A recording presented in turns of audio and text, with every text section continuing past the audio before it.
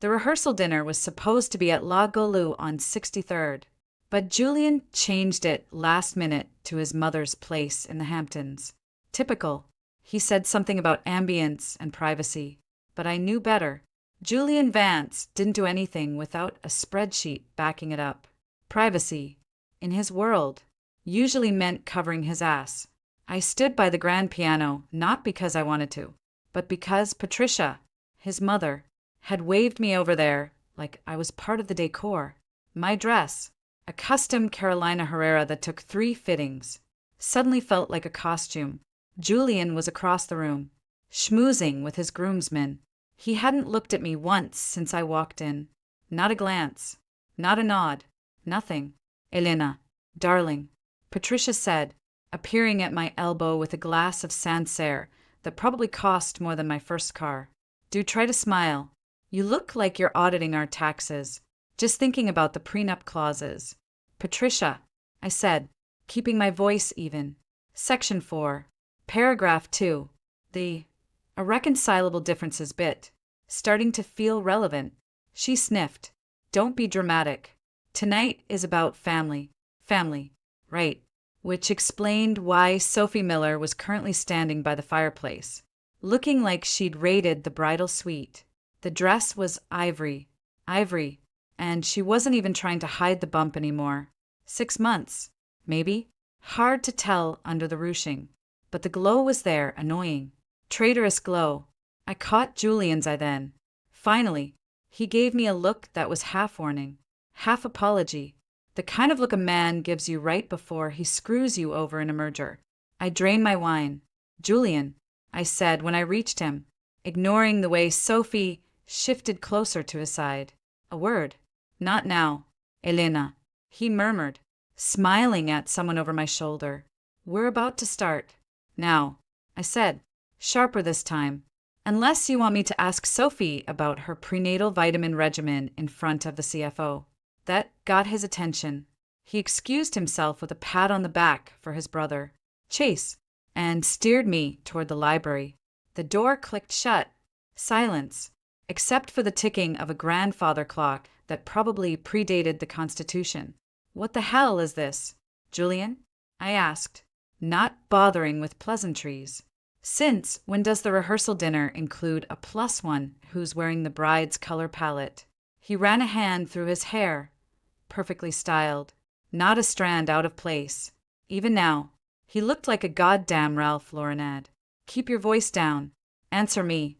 She's part of the equation now, he said, like he was explaining a complex derivative. The family needs an heir. Elena, you know that. The board's been breathing down my neck ever since the Carlyle deal fell through. They want stability. Legacy. Legacy. I repeated. You mean a bastard child you knocked up while I was closing the Henderson acquisition? Language. He snapped. And she's due in 6 months. A boy. We did the amnio last week. My stomach turned, but I kept my face blank. Years of courtroom experience helped. So this is a hostile takeover? Consider it a merger, he said, leaning against the desk. I'm keeping both, but only one gets the title. You've always been pragmatic, Elena. Think of it as diversification. I laughed. A short, humorless sound. Diversification. Right. So while I was rewriting your company's bylaws to protect your assets, you were busy creating a liability that voids half of them. You're being hysterical. I'm being logical. I shot back. Your mother moved Sophie to the head table. My father's been shoved to the side like a potted plant. What's the play here, Julian?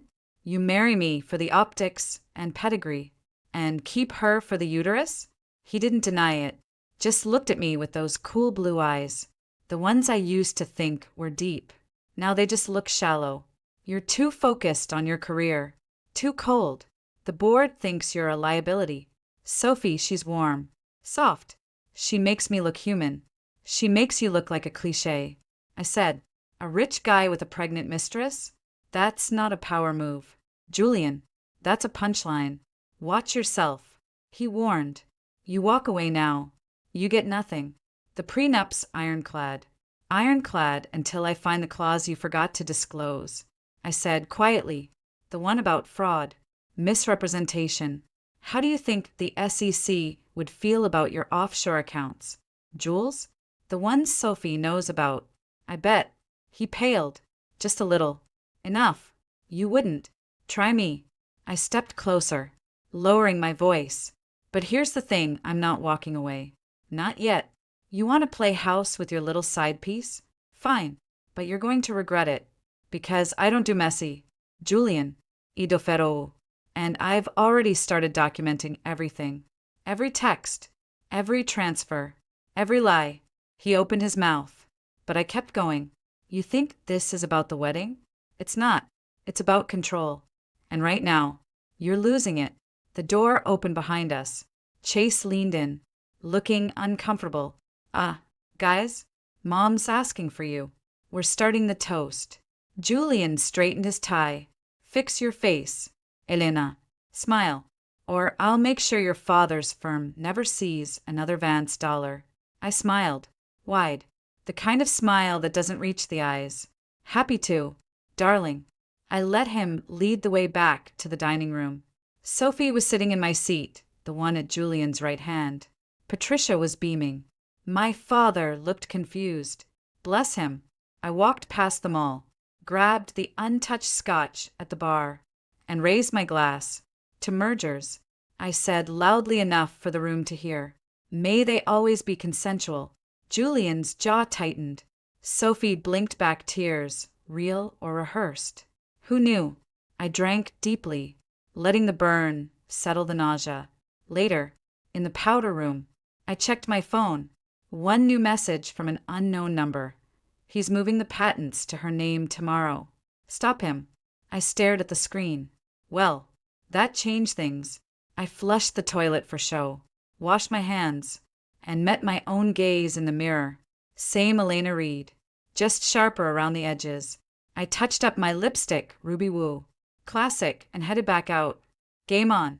In the garage, I checked the glove box. The Glock was still there. Registered. Holstered. Legal.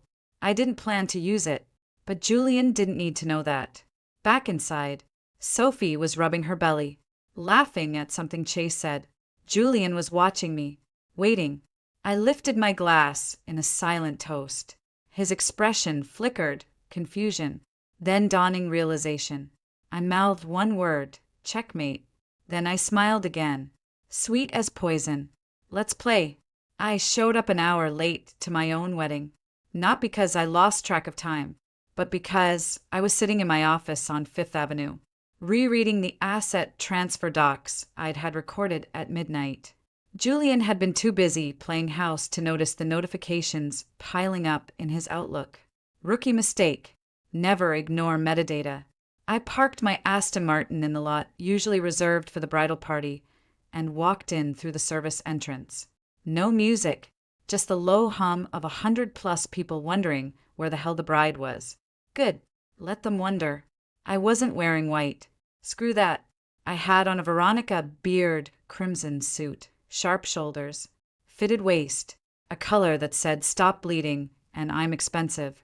Heads turned as I hit the main hall. Patricia looked like she'd swallowed a lemon. Julian stood up so fast his chair screeched. Sophie stayed seated, her ivory dress looking cheaper by the second under the fluorescent lights they used for the candid photos. Elena, Julian hissed, meeting me halfway, his hand clamped down on my wrist. Hard. Where the fuck have you been? Language. Jules, I said, shaking him off. We're in a church. Sort of. Or is this just a photo op now? You're doing this on purpose. He snarled under his breath. You're trying to embarrass me. Embarrass you? I laughed. It echoed. A few guests shifted uncomfortably. You're the one who swapped out the bride at the rehearsal dinner. I'm just adjusting the narrative. Sophie stood up, wobbling slightly in heels that looked like they were giving her blisters. Julian, baby, maybe we should just start? Elena looks tired. I turned to her slowly. Tired? No. Sophie, I'm rested. You, on the other hand, look like you haven't slept since your last ultrasound. How's the morning sickness? Still faking it? Her face went blotchy. Julian stepped between us. Enough. Go sit down. Elena. We'll talk after. After what? After you slide my grandmother's ring onto her finger? I tilted my head. Let's get one thing straight. That ring has a clause. It stays in the Reed family. If it leaves my finger before I say I do, it reverts to my trust.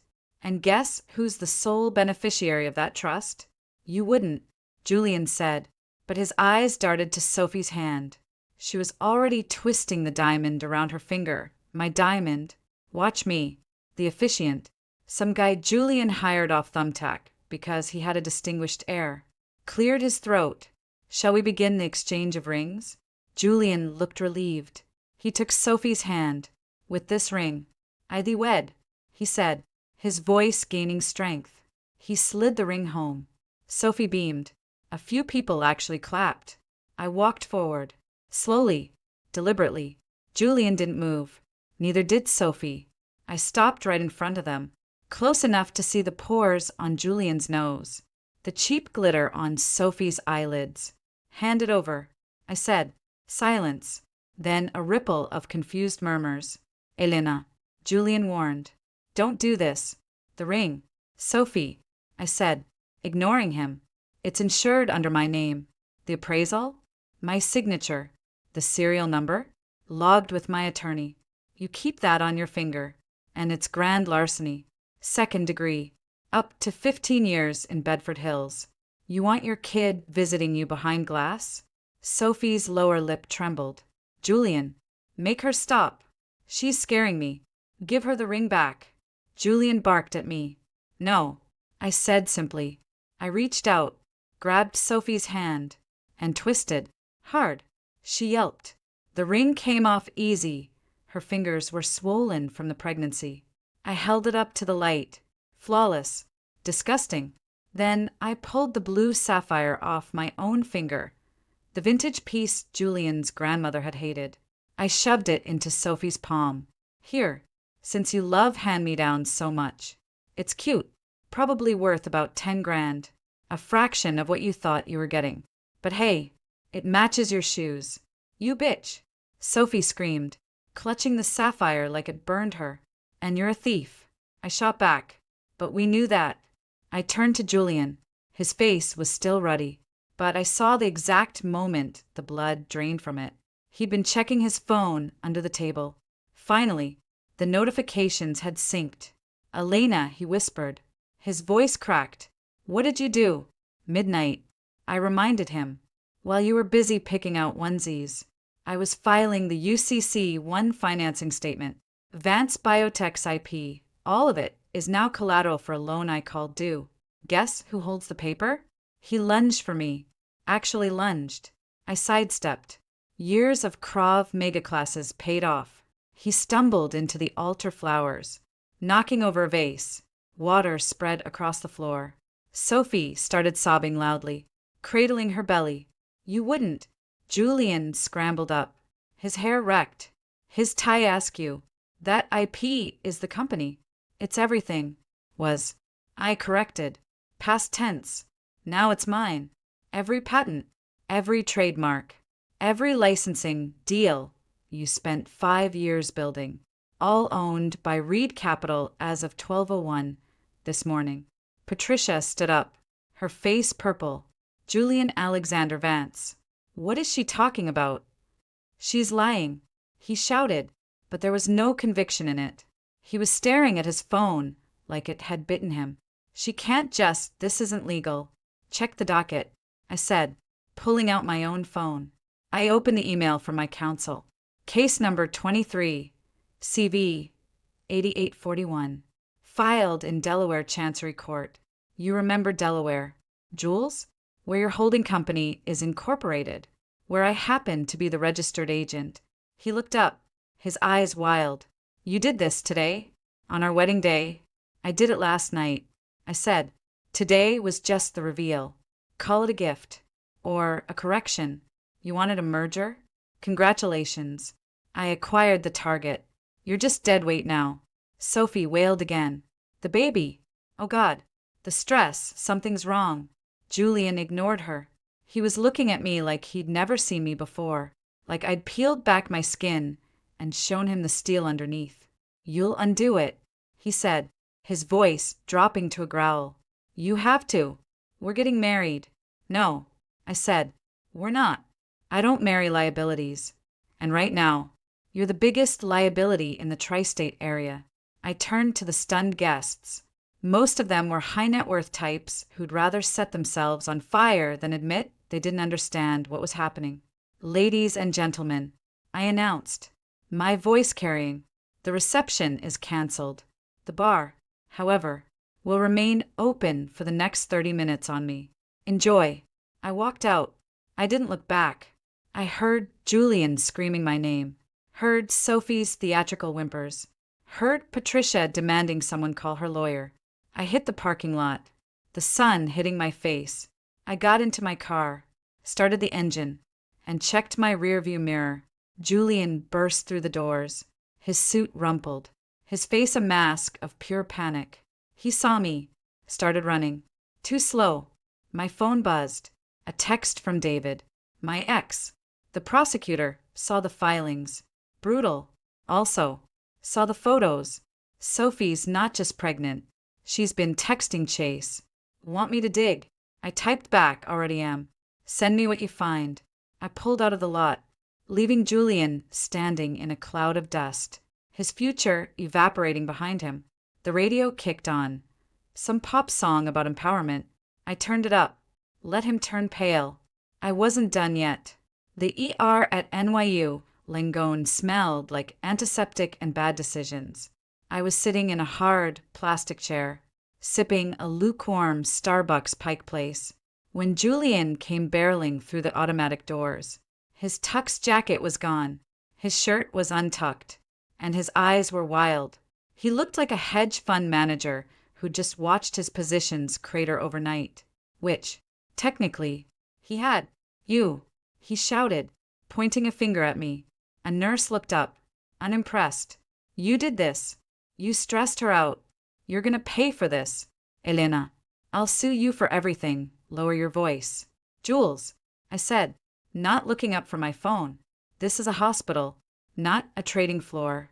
Also, I'm recording this, just so you know. He stopped short, chest heaving. Delete that. Delete everything. Where's the doctor?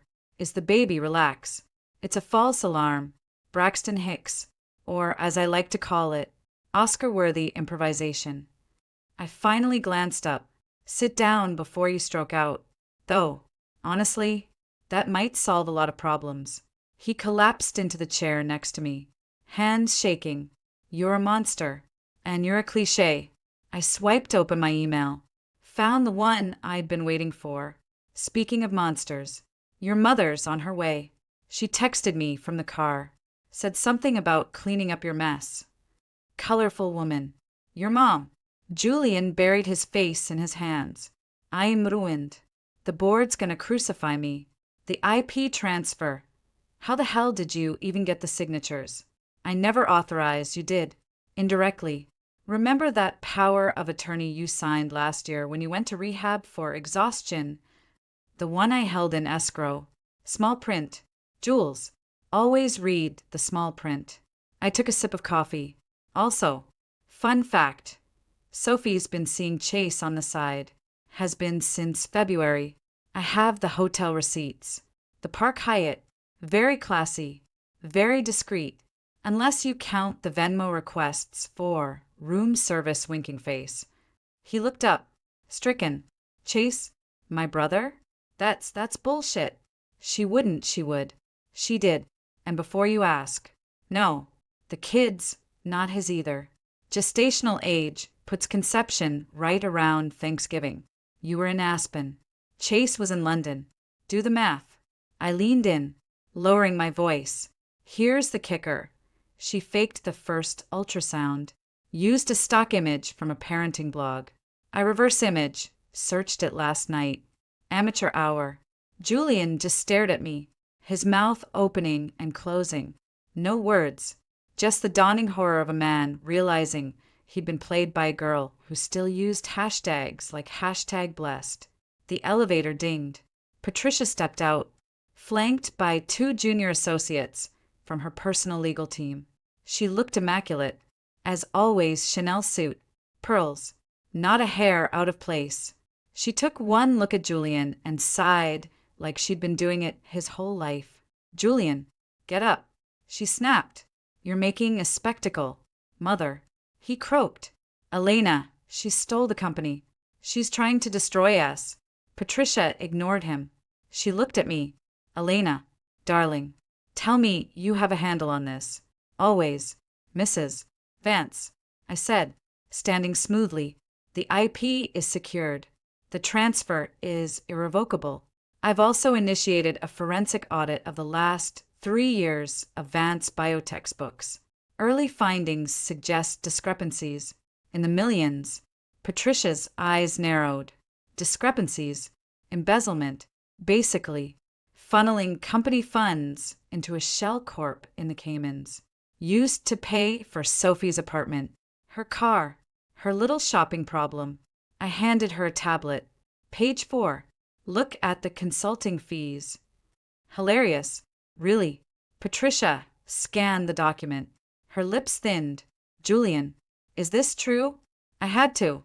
He burst out. "The board was on my back. The deals weren't closing.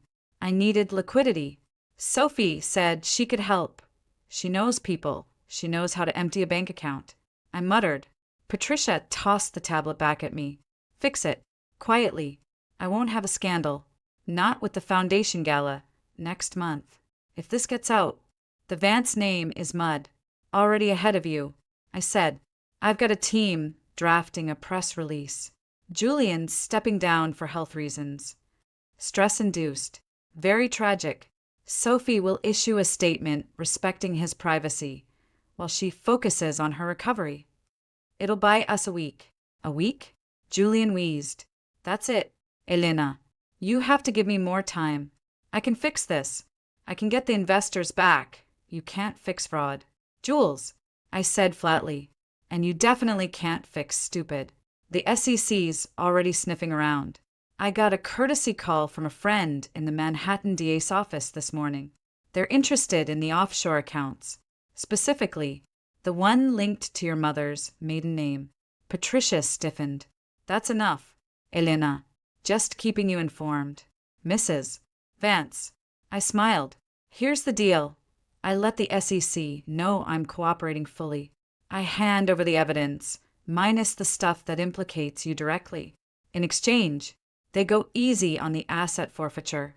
Julian takes the fall for the embezzlement. Sophie takes a plea for the fake pregnancy scheme. Everyone wins.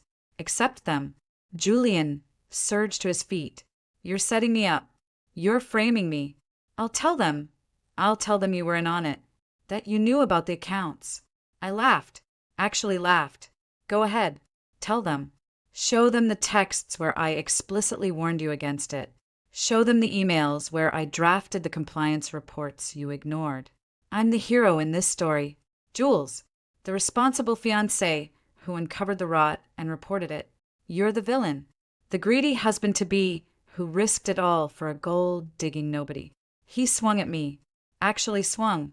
I dodged easily, Krav Maga again, and he stumbled into a gurney. A nurse yelled. Patricia didn't even blink. "Security," she called out calmly. 2 orderlies appeared. "Please escort my son to the waiting room, and restrain him if necessary." As they hauled him away, Julian screaming about betrayal and lawyers, Patricia turned back to me. "The foundation," she said. "Can you keep this contained until after the gala?" "For a price," I said. 20% of the remaining Vance liquid assets transferred to a blind trust, one control, non-negotiable. She considered it for a long moment. Then done. "But if Sophie talks, she won't," I assured her. "I've got a copy of her medical records. The real ones. No pregnancy. Just a hormonal imbalance she's been treating with black market progesterone. If she opens her mouth, I leak those. She goes to jail for fraud. Her influencer career dies. She'll stay quiet." Patricia nodded. almost approvingly. You always were the smartest one in the room. Elena, pity about the wedding. Pity. I agreed. Though, between us, I'm relieved. I'd rather be a CEO than a Vance. Less drama. She almost smiled. Almost. Then she turned and walked toward the private wing, her heels clicking on the linoleum. I sat back down. My phone buzzed. A text from David. Got the tox report. Sophie's clean. No drugs. No pregnancy hormones. Just a belly full of gas and ambition. Also, Chase just wired her $50,000. Hush money. Idiot left a paper trail. I typed back, save it. I'm about to make call. I dialed a number I hadn't used in months. A gruff voice answered. Yeah, it's Elena Reed. I need a favor. A big one. Involving a certain Ms.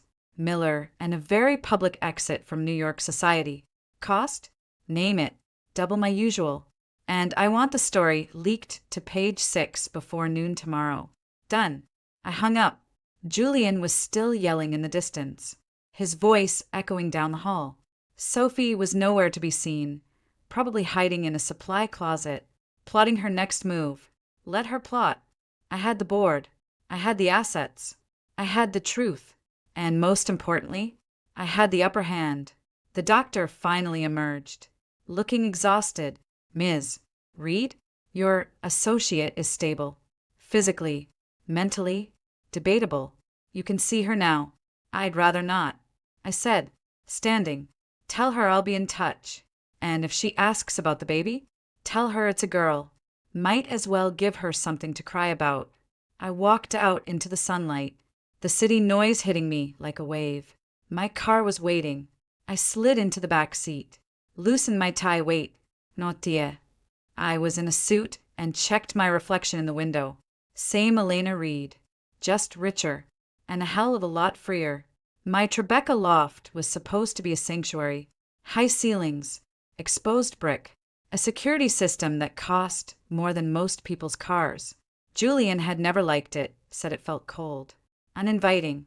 That was the point. It was mine, not his, mine. I got home just after 2, poured a finger of Macallan. No ice. Checked my phone. 17 missed calls from Julian's lawyer, 3 from Patricia, 1 from a blocked number. I didn't bother listening. I already knew what they'd say. Settle. Comply. Disappear. Not happening. I was halfway through my drink when the front door splintered. Not the lock, the actual wood frame. Julian came through like a linebacker on meth. His tux was gone now, replaced by a wrinkled dress shirt and slacks that smelled like bourbon and desperation. His eyes were bloodshot, his hair a mess. He looked like a man who'd been drinking since I left the hospital. You think you're so smart. He slurred, staggering into the living room, walking out, taking everything. You're nothing without me. Nothing. Close the door. Jules, I said, not moving from the couch. You're letting in the draft. And the stench. He ignored me, lurching forward. I built that company. Me. You were just the lawyer. The help. I let you play CEO because it looked good. But you're nobody. A frigid, career-obsessed bitch who couldn't even give me a kid. And you're a felon with a drinking problem. I replied, swirling my glass. Sit down before you fall down. Or better yet, leave. You're trespassing. Trespassing? He laughed. A wet, ugly sound. This building? My father almost bought this whole block. I own this city. I own you. He lunged. I didn't move. Didn't flinch. Just waited until his hands were inches from my throat. Then I shifted my weight, brought my knee up hard into his solar plexus, and used his momentum to flip him over my shoulder. He hit the floor with a satisfying thud. Krav Maga. Baby. Best investment I ever made. You crazy. He gasped, clutching his gut. You broke my door.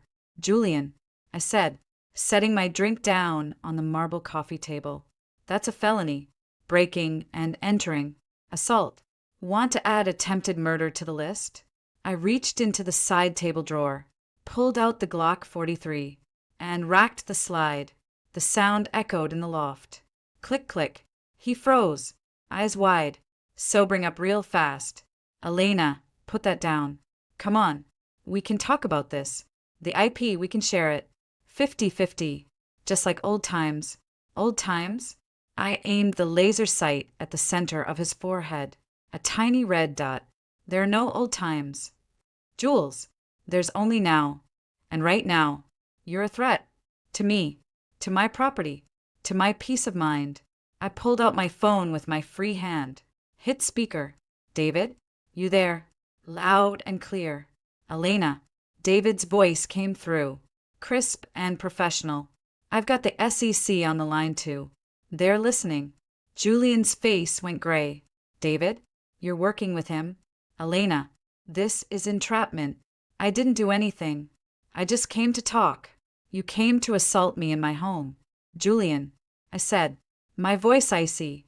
And you've been cooking the books at Vance Biotech for years. Wire fraud. Mail fraud. Embezzlement. Obstruction of justice. Shall I continue? You don't have proof. He shouted, scrambling backward. It's all circumstantial. My word against yours. Your word? I laughed. Julian. Honey, I've been recording every conversation we've had since the rehearsal dinner. New York's a one-party consent state. Remember? And guess what? You just confessed to embezzlement. On tape, with a federal prosecutor listening. Silence. Then the sound of sirens in the distance. Getting louder. No, Julian whispered. No, no, no.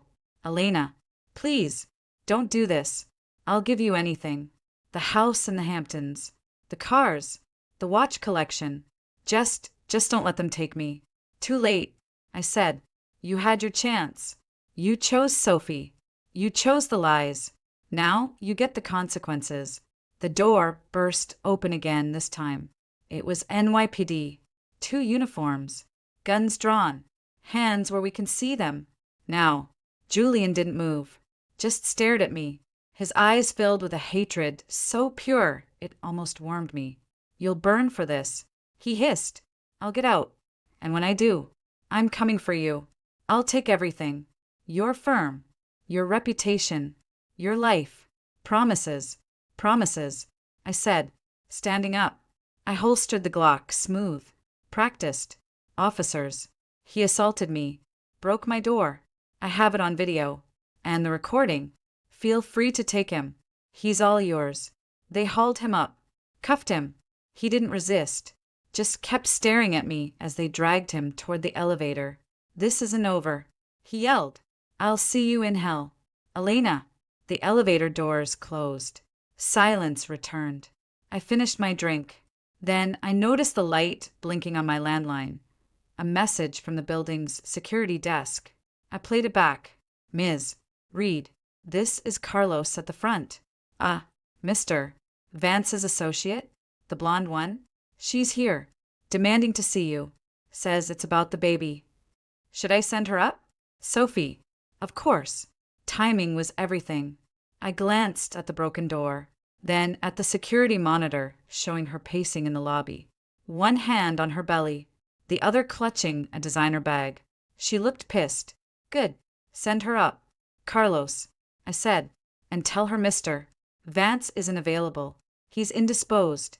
I walked to the bar, poured another drink. Then I opened my laptop, pulled up the file David had sent earlier, the one with Sophie's medical records. The real ones. No pregnancy, just a history of hormone injections and a recent prescription for antipsychotics. Interesting. The elevator dinged. Sophie stormed in, not even bothering to knock. She looked around, saw the broken door, and smirked. Guess the wedding's off. Huh. Figures. You always were too much of a ice queen to keep a man, and you always were too much of a gold digger to keep your legs closed. I replied, turning to face her. What do you want? Sophie? Julian's in jail. Your meal ticket's gone. Time to find a new sponsor. She bristled. I'm not here for him. I'm here for what's mine. The ring. The money. The penthouse he promised me. And my baby deserves. Your baby deserves a mother who isn't committing fraud. I cut in.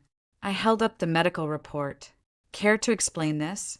No HCG, no fetal heartbeat, just a prescription for Risperdal and a note from doctor Klein saying you've been experiencing delusional symptoms regarding a non-existent pregnancy. Her smirk vanished. That's private. You can't, I can. And I did. HIPAA doesn't apply when you're using a fake pregnancy to extort millions. Sophie, it's called criminal fraud. Federal offense. I took a sip of my drink. But here's the thing, I'm feeling generous. I won't leak this to the DA. Yet, if you sign a confidentiality agreement and disappear permanently, no social media, no tell-all interviews, no contacting Julian or his family, ever. She stared at me, her lower lip trembling. You can't make me leave. I'm carrying his child. No, you're not, I said flatly. And even if you were, Julian's going away for a long time. Minimum security, maybe. But still, you'll be raising that kid on food stamps while I'm running his company. Is that really the future you want? Tears started streaming down her face. Real ones this time. I hate you, she whispered. You ruined everything. No, Sophie, I said, stepping closer. You ruined it when you thought you could outsmart me. Now, sign the papers on the table, or I'll make sure every tabloid in America knows you faked a pregnancy to trap a billionaire. Your influencer career will be over before it starts. You'll be a punchline, a cautionary tale. She looked at the papers, then at me, then back at the papers. Finally, she picked up the pen, her hand shaking. She scrawled her name across the bottom. There, she spat. Happy now. Ecstatic. I said, Carlos will escort you out. And Sophie, if I ever see you again, I'll bury you so deep they'll need a mining permit to find your bones. She didn't respond, just turned and fled. Her fake pregnancy sway not quite selling it anymore. I walked to the window, looked out over the Hudson. The sun was setting, painting the sky orange and pink. Somewhere downtown, Julian was being processed. Somewhere else, Sophie was probably deleting her Instagram. And me? I was exactly where I wanted to be. My phone buzzed. A text from an unknown number. No words, just a photo.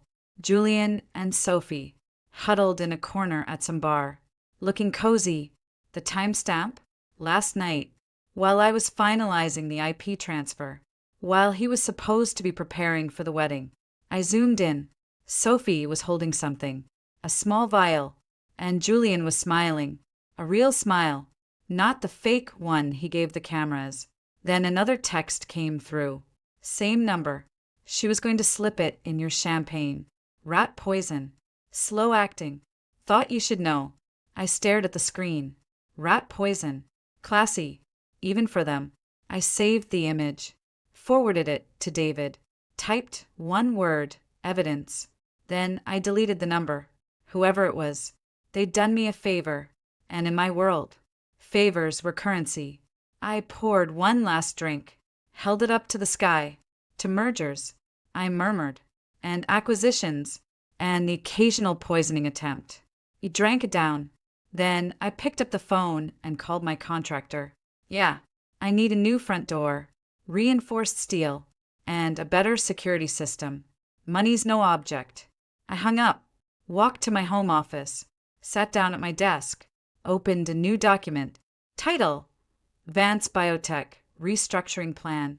Time to get to work. 3 months later, I was in my office on the 42nd floor of One Vanderbilt, looking out at the Chrysler Building. Vance Biotech was gone. In its place, Reed Biosciences. New logo, new board, same patents. I'd spent the last 90 days purging the deadwood, installing my own people, and quietly settling Julian's outstanding legal issues for a price. The SEC got their pound of flesh in the form of a $12 million fine, paid out of what was left of the Vance family trust. Julian got 18 months in a minimum security facility upstate. Club Federal. Basically, he'd survive, probably teach a class on ethics and finance, and come out thinking he was reformed. I hadn't spoken to him since the arrest. Didn't need to. I had his number, though, literally. I'd memorized it the day I changed all the locks. My intercom buzzed. Ms. Reed? Ms. Miller is here for her appointment. Send her in. Angela. Sophie walked in wearing head-to-toe Gucci. Post-baby body?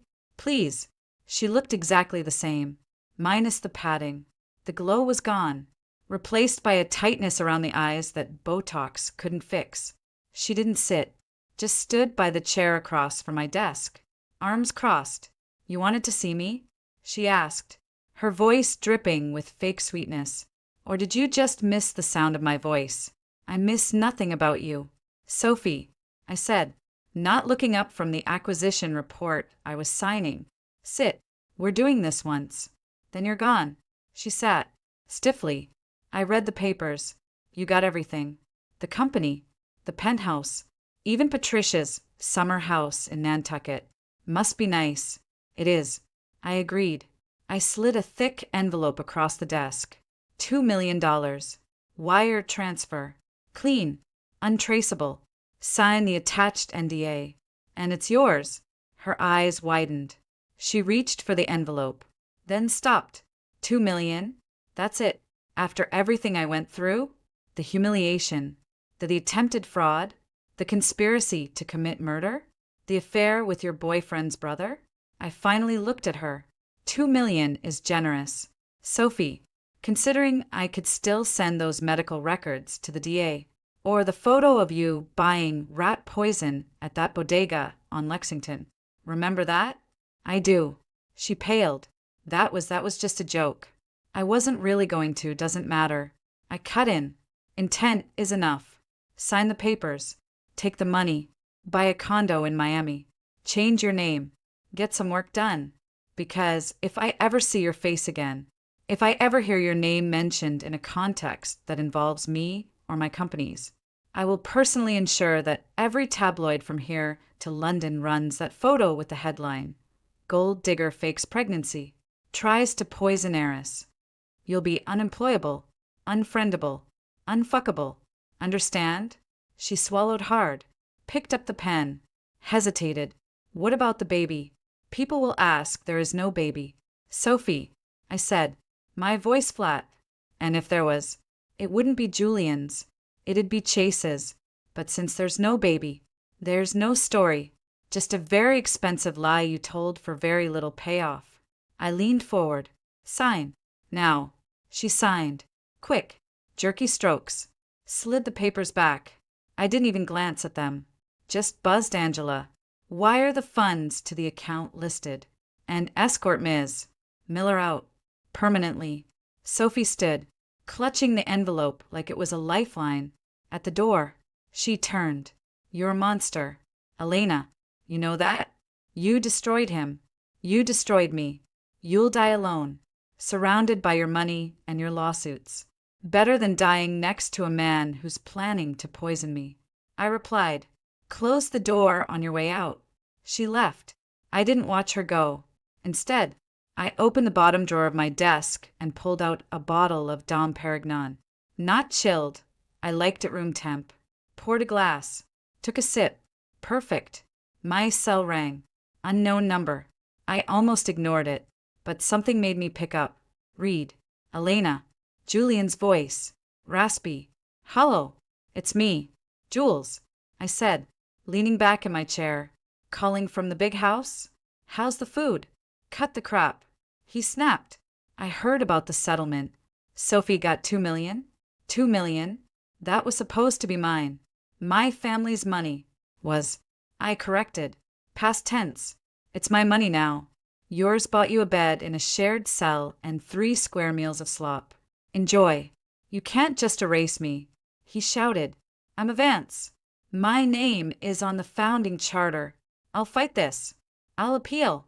You'll do nothing. I said, because if you try, I'll release the recording of you admitting to embezzlement. The one where you also mentioned the Cayman accounts your mother thought were secret. Patricia will disown you. The board will sue you for breach of fiduciary duty. And Sophie? She'll testify against you in exchange for immunity. You'll die in here. Julian. Alone. Forgotten. Silence. Then, a choked sound. Crying? Maybe. Elena, please. I'm sorry. I made a mistake. I'll change. Just tell me one thing. Was any of it real? Us? The wedding? Anything? I swirled the champagne in my glass. Watched the bubbles rise. You want the truth, Jules? Here it is. I stopped loving you the day you chose her over me. Everything after that was just business. Cold. Calculated. Profitable business. You were a means to an end. A lesson in leverage. And you taught me well. You're a heartless bitch. He whispered. No. I said. I'm a survivor. And you? You're just a footnote. Goodbye, Julian. I hung up. Blocked the number. Then I stood. Walked to the floor-to-ceiling windows. The city sprawled below me, chaotic. Alive. Ruthless. Just like me. My office door opened. David leaned against the frame, holding a manila folder. Heard you closed the Sophie deal. Ruthless. As always. Efficient. I corrected. What's that? The final audit reports, he said, tossing the folder onto my desk. Clean. No loose ends. Except one. I arched an eyebrow. Which is? Patricia, he said. She wants a meeting. Wants to discuss rebranding the foundation. Under your leadership. I smiled. Slow. Genuine. Tell her I'll do it. For a fee. And a seat on the board. And full control over the charity's investments. Done, David said, grinning. You know, most people would have taken the money and run. You're rebuilding the entire empire, just under your name. Damn right, I said. I walked back to my desk, picked up the sapphire ring Julian had given Sophie. It was sitting in a velvet box, a petty souvenir. I dropped it into the trash can. Then I pulled out a simple platinum band. My own purchase, no sentimentality attached, and slid it onto my finger. David noticed. New ring, new rules. I said, no more hand-me-downs, no more mergers, just acquisitions. He laughed. You're terrifying. You know that? Good, I said. Terror keeps people honest. Or at least, quiet. He left. I was alone again. I picked up the champagne flute, raised it to my reflection in the window. The woman looking back wasn't the one who'd stood at that altar 3 months ago. That woman was soft, hopeful, stupid. This woman? She was sharp, focused, untouchable. My phone buzzed one last time. A news alert. Reed Biosciences announces record quarter. Elena Reed named CEO. I smiled. Then I turned off the phone, silenced the notifications, and sat down at my desk. There was work to do, companies to run, legacies to build. I opened a fresh document. Title: 5-year strategic plan. Typed the first line, no more compromises. Then I got to work. The city lights blurred outside. Somewhere, Julian was crying into his pillow. Sophie was counting her blood money. Patricia was plotting her next move. And me? I was exactly where I belonged. On top,